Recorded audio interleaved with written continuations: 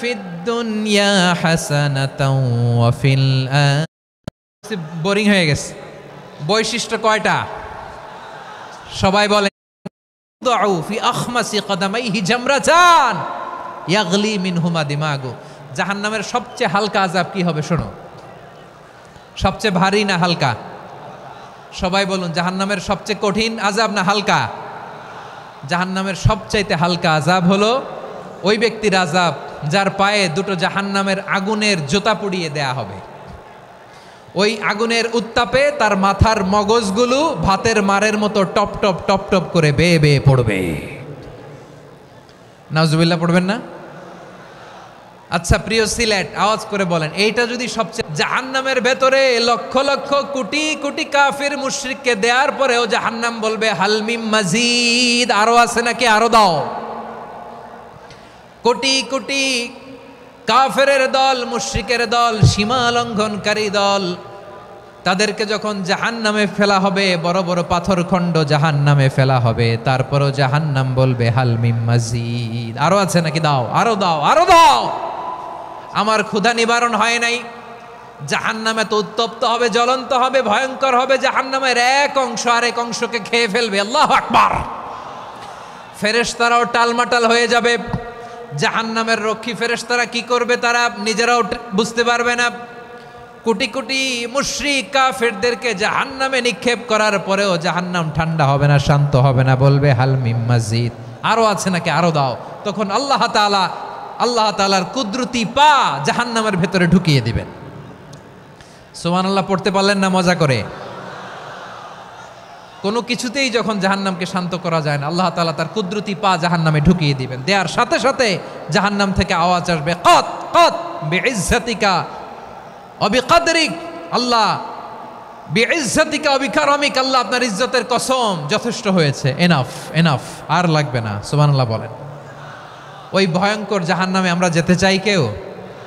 আমরা সব সময় ওই জাহান্নাম থেকে আল্লাহর কাছে পানাহা চাই। আওয়াজ করে বলেন ঠিক কিনা? বিশ্বনবী সব সময় আল্লাহর কাছে আল্লাহর জান্নাত চাইতেন, আল্লাহর জাহান্নাম থেকে পানাহা চাইতেন। তিনি বলতেন আল্লাহুম্মা ইন্না নাসআলুকাল জান্নাতা ওয়া নাউযু বিকা মিনান নার। আল্লাহ তোমার কাছে জান্নাত চাই, তোমার জাহান্নাম থেকে পানাহা চাই। আবার আমরা যখন দোয়া পড়ি, আমরা পড়ি রব্বানা আতিনা ফিদ দুনিয়া হাসানাতাও ওয়া ফিল আখিরাতি হাসানাতাও ওয়া কিনা আযাবান নার। আল্লাহ দুনিয়ার কল্যাণ দাও, আখিরাতের কল্যাণ দাও, জাহান্নামের আগুন থেকে বাঁচিয়ে দাও, পড়ে আমিন। ওয়া কিনা আযাবান নার মানে কি? আল্লাহ তুমি আমাদেরকে বাঁচাও আগুনের শাস্তি থেকে। এটা বিশ্বনবীর সবচাইতে প্রিয় দোয়া ছিল। নবী যখন তাওয়াফ করতেন, প্রতিটা তাওয়াফে তিনি এই দোয়াটা পড়তেন। রুকনে ইয়ামানি থেকে হাজরে আসওয়াদে যখন তিনি যেতেন, এই দোয়াটা পড়তেন, রব্বানা আতিনা ফিদ দুনিয়া হাসানা ওয়া ফিল আখিরাতি হাসানা ওয়া কিনা আযাবান নার। আল্লাহ দুনিয়ার কল্যাণ দাও, আখিরাতের কল্যাণ দাও, আল্লাহ জাহান্নামের আগুনের শাস্তি থেকে তুমি আমাদেরকে বাঁচাও। আওয়াজ করে সবাই পড়ুন আমিন। তাহলে বিশ্বনবী ওই জাহান্নামের ব্যাপারে আমাদেরকে সতর্ক করেছেন। এজন্য আল্লাহ তাআলা বিশ্বনবীর নাম দিয়েছেন নাযীর, সতর্ককারী, ওয়ার্নার। আল্লাহ বলেছেন নবী আপনারে আমি শাহিদ মানে সাক্ষ্যদাতা বানালাম, মুবাশশিরান আপনারে আমি সুসংবাদ দাতা বানালাম, নাযীরা আপনারে আমি সতর্ককারী বানালাম। 4 নম্বরে ওয়া দাঈয়ান ইলাল্লাহি বিইذনিহি, আপনারে আমি দাঈ ইলাল্লাহ বানালাম। সুবহানাল্লাহ পড়েন। আপনাদের মনোযোগ আছে না গেছে? মাশাআল্লাহ মনোযোগ আছে তো। আমি তো ভাবছি বোরিং হয়ে গেছে। বৈশিষ্ট্য কয়টা সবাই বলেনি? 5 আঙ্গুল এরকম উঁচু করে আওয়াজ করে আমাকে দেখিয়ে বলো তো বৈশিষ্ট্য কয়টা? বলে ফেলেছি কয়টা? রইল কয়টা? 4 নম্বরে দাঈয়ান ইলাল্লাহ, সবচেয়ে গুরুত্বপূর্ণ পয়েন্ট। আমার দিকে তাকাও, আমার সাথে কানেক্ট করো। অনেক কিছু বলার আছে, আমার দিকে তাকাও। দাঈয়ান ইলাল্লাহ, বিশ্বনবীকে আল্লাহ তাআলা দায়ী করে পাঠিয়েছেন। বিশ্বনবী কি মানব মণ্ডলীকে নিজের দিকে ডাকে? দুনিয়ার দিকে ডাকে? কার দিকে ডাকে? দাঈয়ান ইলাল্লাহ বিইذনি, আল্লাহর আদেশে আমি আপনাকে দায়ী করে পাঠিয়েছি। বিশ্বনবী মানব মণ্ডলীকে আল্লাহ তাআলার দিকে ডাকতেন। আল্লাহ তাআলা বলেন ومن أحسن قولا ممن دعا إلى الله وعمل صالحا وقال إنني من المسلمين তার চাইতে ভালো কথা, শ্রেষ্ঠ কথা, কল্যাণকর কথা আর কার হতে পারে যে মানুষকে আল্লাহর দিকে ডাকে, সৎকর্ম করে আর বলে আমি হলাম মুসলমান। সুবহানাল্লাহ বলেন। এবং এই যে দাওয়াতি কাজ বিশ্বনবী করবেন, এটার একটা মেথডোলজি আছে। বিশ্বনবী কিভাবে দাওয়াতি কাজ করবেন উম্মার মাঝে, এটাও আল্লাহ তাআলা দাওয়া মেথডোলজি তিনি শিখিয়ে দিলেন। তিনি বললেন উদউ ইলা সাবিলি রাব্বিকা বিল হিকমাতি ওয়াল মাউইযাতিল হাসানাতি ওয়াজাদিলহুম বিল্লাতি হিয়া আহসান। নবী হে, আপনি মানুষকে আপনার রবের দিকে ডাকুন প্রজ্ঞার সাথে, বিচক্ষণতার সাথে, সুন্দর কথামালা দিয়ে, উপদেশ দিয়ে।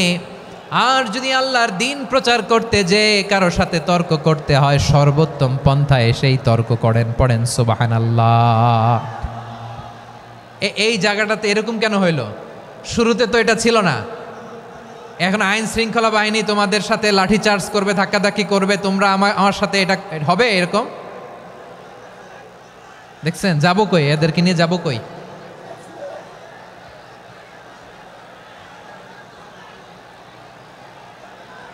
তোমরা তো ব্যথা পাবা, ব্যথা পাবা তো। বসো না, বসো না, সবাই বসতে পারলে তোমাদের কি? বসো বসো।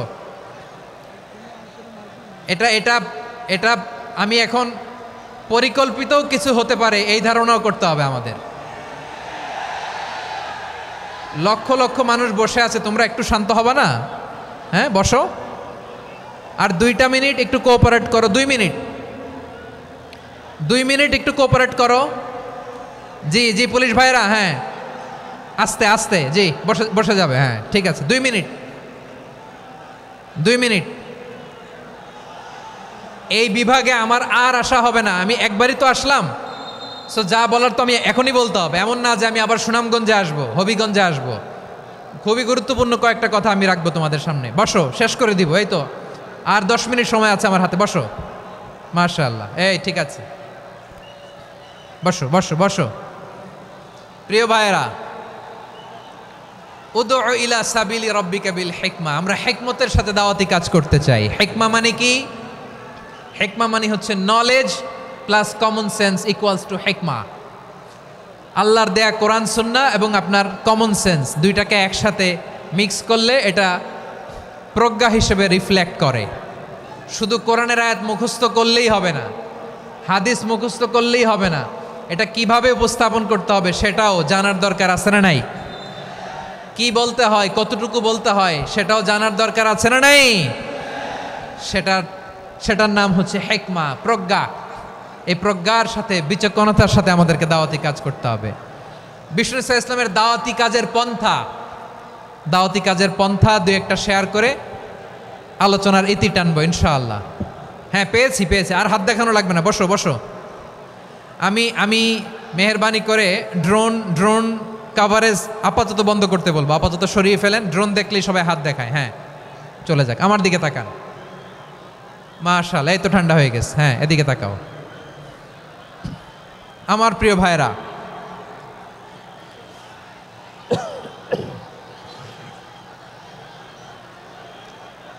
দাওয়াতি কাজ কিভাবে করতে হবে এদিকে তাকান। এইদিকে, হ্যাঁ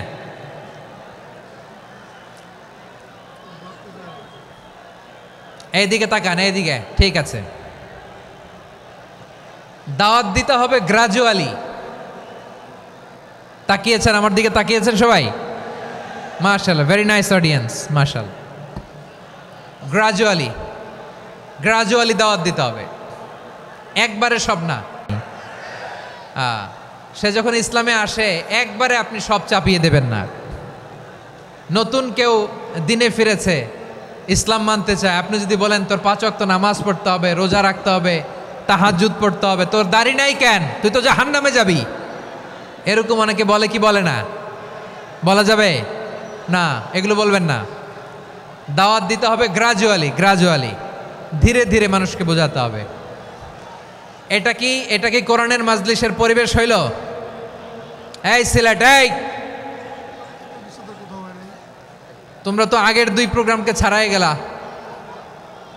বসো না, একটু শান্ত হয়ে বসো না, একটু শান্ত হও, একটু স্থির হও না, একটু শান্ত হও না। শান্ত হয়ে যাচ্ছে, হ্যাঁ ঠিক আছে। তোমাদেরকে বারবার থামানোর কথা বলা না লাগলে আমি এখন আখিরি মোনাজাত দিয়ে যেতে পারতাম। ডেফিনেটলি আমরা এখন মোনাজাতে মুভ করতে পারতাম।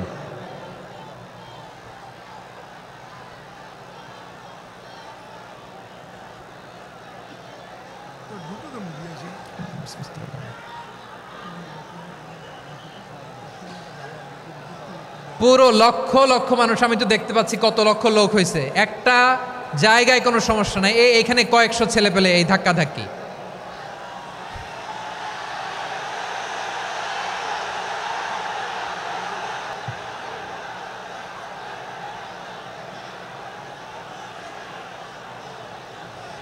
না নিজে শুনতে পারতেছো, না অন্যকে শুনতে দিচ্ছ, না আমাকে বলতে দিচ্ছ।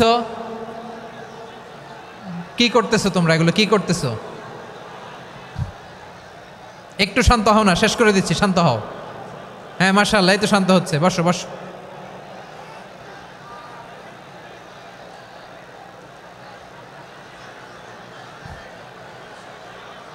ঠিক আছে, হ্যাঁ ঠিক আছে, না শান্ত হয়ে যাবে, শান্ত হয়ে যাবে, মাশাআল্লাহ। হ্যাঁ, অথবা যে যেভাবে আছো দাঁড়িয়েও তো আমরা ওয়াজ শুনি, তাই না? দেখা লাগবে, এটা জরুরি। আরে মোবাইলের মধ্যে তো নাম লিখে সার্চ দিলেই সবারে দেখা যায়, ঠিক কি না? মোবাইলে দেখছো না, আমারে দেখছো না, তো হয়েছে তো, খালাস। বসার জায়গা পেলে বসো, না পেলে দাঁড়াও, দাঁড়িয়ে শোনো। হ্যাঁ থাকো, এইভাবে থাকো, খালাস। কয়েক মিনিট একটু থাকো, থাকো। আলহামদুলিল্লাহ, হ্যাঁ অনেক শান্ত হয়েছে। না আর না, মাশাআল্লাহ। হ্যাঁ পরিবেশ অনেক সুন্দর হয়েছে এখন, ঠিক আছে। আইন শৃঙ্খলা বাহিনীর ভাইরা, এই যে পুলিশ ভাইরা, আর কিছু বলার দরকার নেই, আমার দিকে সবাই, আমার দিকে। পুলিশ ভাইরা এনাফ, এনাফ, এনাফ। হ্যাঁ ঠিক আছে। একবারে ইসলামের সব মানুষ মানতে পারে না। আপনারা কি জানেন মদের বিধান, মদের হারাম হওয়ার বিধান একবারে আসে নাই। প্রথমে বলা হয়েছে মদে কিছু উপকারও আছে, ক্ষতিও আছে, তবে উপকারের চেয়ে ক্ষতি বেশি। সাহাবারা সাবধান হয়ে গেল। এরপর বিধান নাজিল হলো, তোমরা নামাজে যাওয়ার আগে মদ খেও না। 5 বেলা সাহাবারা আর মদের কাছেও যেতেন না, আরো সাবধান হয়ে গেল। সব শেষে ইন্নামাল খামরু ওয়াল মাইসাবু ওয়াল আজলামু রিজসুম মিন আমালিশ শাইতান ফাজতানিবু। মদ, জুয়া এগুলো শয়তানের কাজ, এগুলো থেকে বিরত থাকো। সবাই মদ খাওয়া থেকে একেবারে বিরত রইল। মদের মটকা হাড়ি ভেঙে সবাই মদিনার রাস্তায় ঢেলে দিল। মদের পানিতে পুরো মদিনার অলি গলি সয়লাভ হয়ে গেল। বলেন সুবহানাল্লাহ। তাহলে মদ কি একবারে হারাম হয়েছে? প্রিয় সিলেট, আওয়াজ করে বলেন, মদের বিধান, হারাম হওয়ার বিধান এটা কি একবারে হয়েছে? কেউ যদি ইসলাম মানতে চায়, একবারে তাকে সবকিছু চাপিয়ে দেয়া যাবে না। আমাদের কাছে অনেকে আসে, আয়সা বলে, হুজুর আমার মেয়েটা পর্দা করে না, হুজুর পর্দা করে না, ওর জন্য দোয়া করেন। তা আমি বলি বয়স কত? বলে 22। তো 22 বছর বয়সে আগে কি করছেন? আগে পর্দা করাইছেন? না, করাই নাই। তো এখন তো আর হবে না। এখন তাকে আস্তে আস্তে বুঝান যে মা শালীন পোশাক পরো, একটু শালীন, যেমন আছে তেমনই থাকো, শালীন পোশাক। শালীনে অভ্যস্ত হলে বুঝান, মারে একটু মাথায় কাপড় দাও, একটু হেজাব করো। ওইটাতে অভ্যস্ত হয়ে গেলে এরপরে তাকে নেকাবের দিকে আপনি আহ্বান করেন। ওইটাতে অভ্যস্ত হয়ে গেলে হাত মোজা, পা মোজা যদি করতে চায়, এইভাবে গ্রাজুয়ালি আগাতে হবে। প্রিয় ভাইয়েরা, সবচেয়ে গুরুত্বপূর্ণটা আগে, তারপরেরটা পরে। জি ঠিক আছে। সিলেট আজকে কি